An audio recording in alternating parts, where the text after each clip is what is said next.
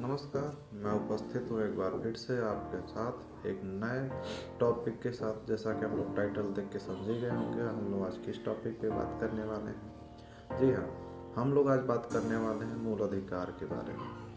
मैं आपको पहले बता देना चाहता हूँ कि मूल अधिकार आपके लिए कितना आवश्यक है। अगर आप इसे नहीं जानते तो आपको अभी तक कितना घाटा हो चुका है। दरअसल जो मूल अधिकार होता है, हमारे संविधान द्वारा हमें जो कई अधिकार दिए गए हैं, उनमें से एक अधिकार जो होता है मूल अधिकार होता है, जो कि हमारे भारतीय संविधान के अनुच्छेद 12 से 35 के बीच में इसका वर्णन किया गया है।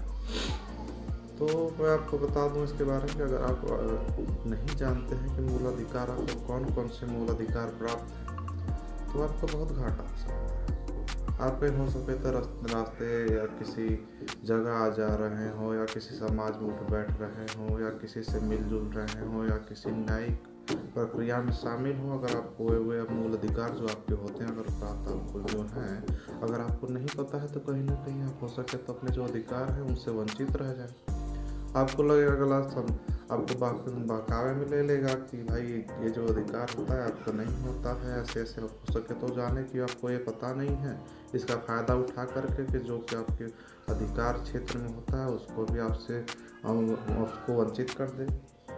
तो इसीलिए हमें सब चीज़ें जानना आवश्यक होता है कि हमारे क्या क्या अधिकार हैं, क्या संविधान ने हमें दे रखा है। आप चाहे एक कोई वर्ग से या किसी भी व्यवसाय से जुड़े हों आप कोई, या तो फिर मजदूरी ही क्यों न करते, लेकिन आपको अपने मूल अधिकारों के बारे में पता होना चाहिए कि हमें सरकार ने हमारे संविधान में कौन कौन से मूल अधिकार दिए हैं।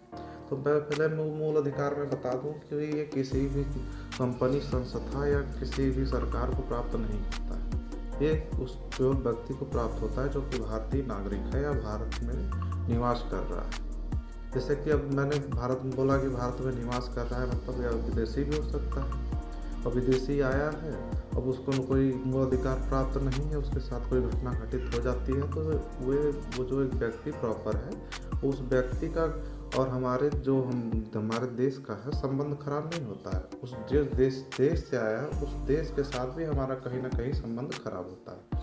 इसलिए विदेशी व्यक्तियों जो भी यहाँ पे आते हैं उनको ये मूल अधिकार प्राप्त होते हैं। तो हम विशिष्टता बात करेंगे आज हमारे जो मूल अधिकार जो हैं क्या क्या हम प्राप्त हैं। मैं सबसे पहले बता दूं कि आपको कुल 6 तरीके के मूल अधिकार प्राप्त हैं। इसमें से पहला है समता या समानता का अधिकार, और दूसरा जो होता है वो होता है हमें स्वतंत्रता का अधिकार। स्वतंत्रता का अधिकार मैं आपको पहले बारी बारी से 6 बता देता हूँ, फिर इसके बारे में शिक्षा जो आपको मूल अधिकार प्राप्त हैं उसको एक एक करके आपको समझाऊंगा। और तीसरा जो होता है हमारा शोषण के विरुद्ध अधिकार। जो अधिकार हमें प्राप्त होता है वो होता है धार्मिक स्वतंत्रता का अधिकार। और पांचवा जो होता है संस्कृति एवं शिक्षा से संबंधित जो हमें अधिकार प्राप्त होते हैं। और छठवां जो होता है कि संवैधानिक जो उपचार होते हैं उनसे संबंधित अधिकार हमें प्राप्त हैं। आप ये बोलेंगे कि भाई अधिकार हमें मिला कहाँ से, हमारे संविधान की बात करते हैं कि संविधान में लिया कहाँ गया। ऐसे कई जो हमारे अनुच्छेद हैं विभिन्न विदेश में जो देश हैं उनसे भी लिया गया है। तो ये जो हमारे अधिकार हैं ये हम अमेरिका से लिया गया है, जो हमारे अनुच्छेद 12 से 35 के बीच में वर्णित है।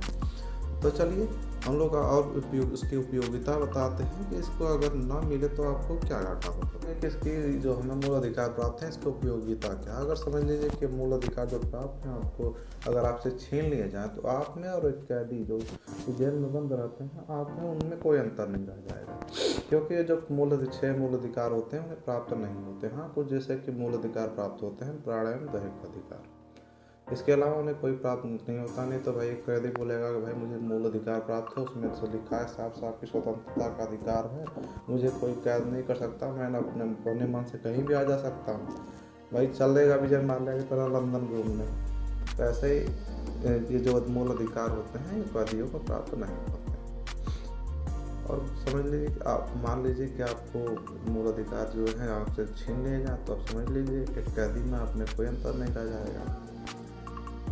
एक और कड़ी में इसमें जोड़ना चाहूँगा कि मैं आपको बता दूँ जो हमें 6 मूल अधिकार प्राप्त हैं उनमें से कभी हमें एक और अधिक मूल अधिकार प्राप्त हुआ करता था जिसका नाम था संपत्ति का अधिकार, जो कि हमारे आर्टिकल नंबर 31 में था, जिसको कि हटा दिया गया, कैंसिल कर दिया गया। तो वो संपत्ति का अधिकार कुछ ऐसा था कि जैसे कि मान लीजिए कि आपकी पूर्वज की ज़मीन है, आपको पूर्वज की ज़मीन से भाई कोई हाईवे जा रहा हो, उसके उसके ऊपर जैसे कि उसको तोड़ करके मकान या ज़मीन पर से हाईवे जा रहा हो, रेलवे ट्रैक जा रहा हो। भाई शुरू शुरू में क्या था कि यहाँ पे हमारा जो देश जब आज़ाद नहीं था उस समय उस हिसाब से कानून बना, कानून 26 जनवरी 1950 को लागू हुआ। उस समय काफ़ी जो हाईवे थे, रेलवे ट्रैक थे, नहीं हुआ करते थे।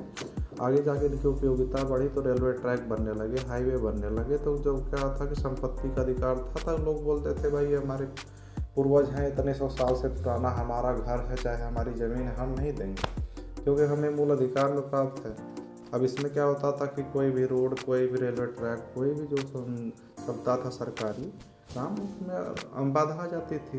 तो उसको दूर करने के लिए भाई देखिए क्या होता है कि जब सरकार काम करती है तो एक अपना किसी आदमी के लाभ के लिए काम नहीं करती, वो समाज के लिए काम करती है। तो वहाँ पे समाज के लाभ के लिए संपत्ति का अधिकार जो इसमें बाधा बन रहा था, जिससे कि कैंसिल कर दिया, हटा दिया। तो ये था 7वां जो मूल अधिकार, 44वें संविधान संशोधन सन 1978 में इसे हटा दिया गया। उसके बाद करते हैं पर्सनल लॉ। जो हमारे पर्सनल लॉ, 2 पर्सनल लॉ होते हैं, हिंदू पर्सनल लॉ और मुस्लिम पर्सनल लॉ। इनमें भी कोई संशोधन नहीं किया जा सकता और इसमें जो संशोधन नहीं किया जा सकता, ना ही इसमें कोई आगे नियम बना के इसको कम किया जा सकता है। अब इसी पर्सनल लॉ में काफ़ी चर्चित विषय रहा 3 तलाक का।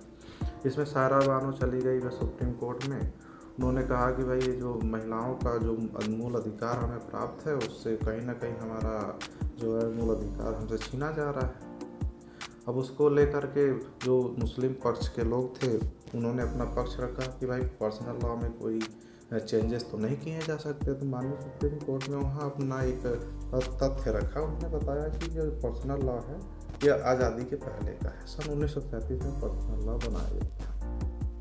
उस हिसाब से जो आज़ादी के पहले के कानून हैं, अगर मूल अधिकार को नहीं छीनते हैं तो वे वैसे ही वैसे बने रहेंगे। अगर वो किसी मूल अधिकार को छीनते हैं तो उनको हटा दिया जाएगा। इस हिसाब से उसने जो 3 तलाक में तलाक बिद्दत था उसे समाप्त कर दिया गया। तो जो हमें मूल अधिकार जो होते हैं, क्या वो कानूनी अधिकार होते हैं? जी, मूल अधिकार और कानूनी अधिकारों में बिल्कुल अंतर होता है। मूल अधिकारों को किसी भी जो संविधान का संशोधन होता है, इसमें कर मूल अधिकारों को ना ही हटाया जा सकता है, ना ही कैंसिल किया जा सकता है। हाँ, कुछ समय के लिए इसे सस्पेंड किया जा सकता है। जैसे कि मान लीजिए देश में कोई इमरजेंसी हो गई, उस दौरान इसे सस्पेंड कर दिया जाता है। हाँ, कुछ समय के लिए वापस से लागू हो जाते हैं।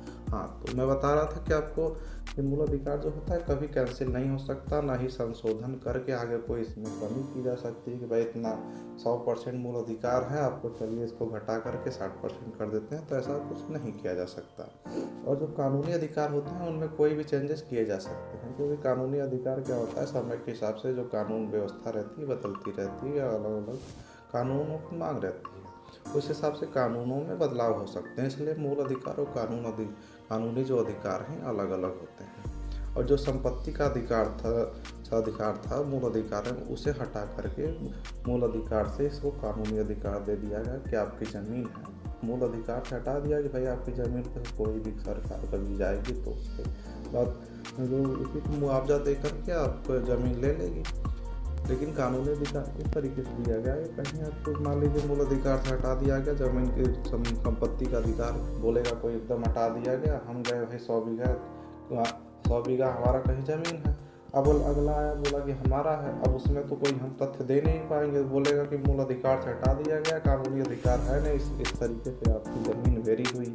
तो इसे इसलिए हमारा जो कानूनी व्यवस्था है, संवैधानिक व्यवस्था है, काफ़ी अच्छा है। इसे कानूनी अधिकार में शामिल कर लिया गया।